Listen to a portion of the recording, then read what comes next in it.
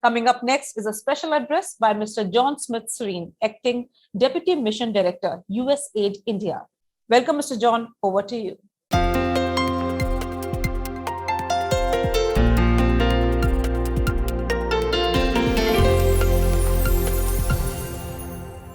Namaste.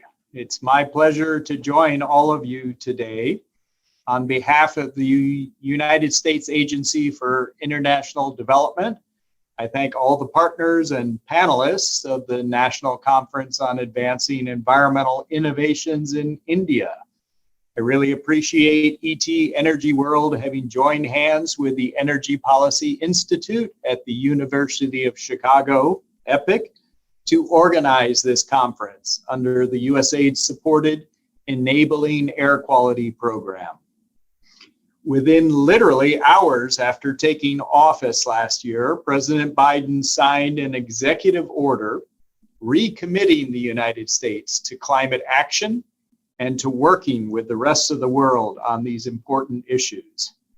Therefore, clean air and renewable energy are important to the United States. They're also important for India and really all the nations of South Asia. What we're talking about is promoting India's prosperity, strengthening ties between and among institutions and individuals from both our great countries, ensuring that as we move forward with economic growth, we reduce particulate matter and greenhouse gases so that our children, our cities, and the very planet can breathe. India has made great strides in growing its economy, in creating a world-class scientific community and establishing a vibrant private sector. And the United States recognizes India's strategic importance globally and the leading role the country can play in promoting a free, open, prosperous, connected, secure, and resilient Indo-Pacific. Yet, India's air quality index remains among the poorest in the world, and it continues to worsen over time. 9 of the world's 10 most polluted cities are in India. For those of us who live and work here, we feel it, often on a daily basis.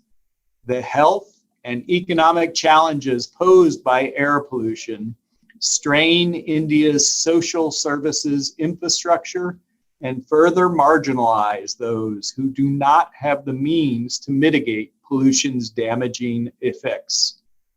Recognizing the heightened effects of climate change on health, particularly from air pollution, USAID facilitates market-driven solutions, builds partnership with the private sector to leverage finance, expertise, and other resources, and promotes awareness and behavioral change at the community and industrial levels to reduce risks that pollution poses to people's health.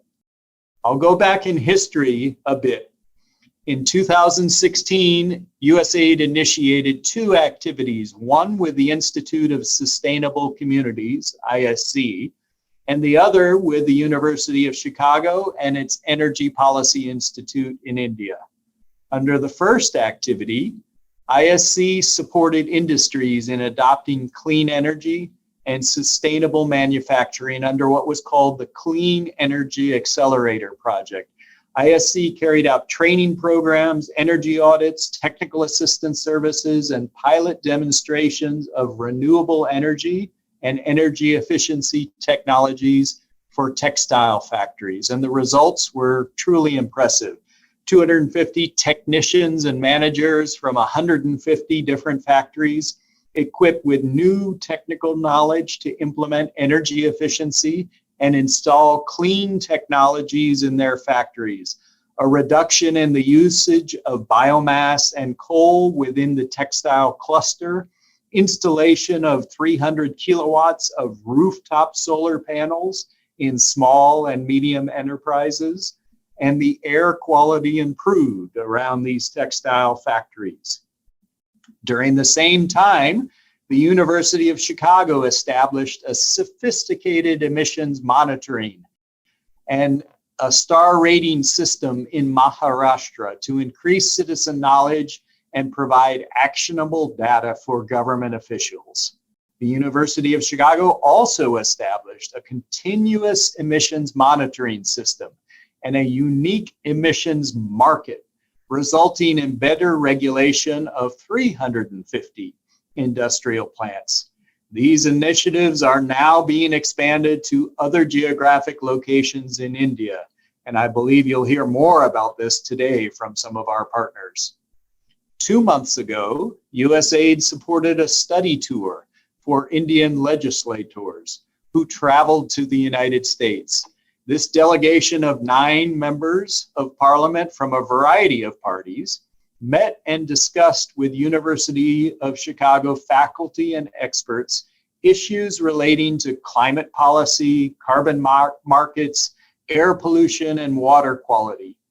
Parliamentarians were impressed with the ongoing work in Gujarat and Maharashtra and expressed interest in expanding it to their constituencies.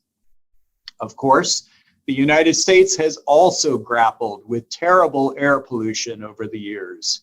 75 years ago, we launched our first air pollution control program in the United States in response to what was termed the Great Smog. The Great Smog was a pollution and weather phenomena which ravaged the city of Los Angeles in California and other cities across our country. We hope we can share some of the lessons we've learned over time with others. For example, we believe that effective city action plans must be based on good science, and they must be coordinated systematically throughout the region. Policies need to be developed to address air pollution, and these policies need to be supported by sound regulation. Cities can adopt and scale new emissions technologies in transport, industry, and waste management.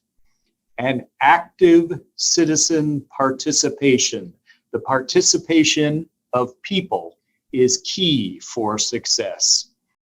Today's discussion will bring insights from the research conducted by the University of Chicago on solutions related to information transparency, information quality, and the emissions market to show efficient ways to address air pollution from industry, and also to provide a framework for a much bigger market-based program for addressing carbon emissions and climate change. We've also learned that partnership is a key for success. We recognize that together, we make a greater use of our scarce resources. Together, we have a stronger impact on our communities and on our countries. We welcome additional partners from government, private sector, civil society, and academia who could share their experiences with us. Together, we can learn from each other and continue to create social and economic opportunities while reducing our emissions and the resulting air pollution. We very much appreciate your support. Dhanyavad.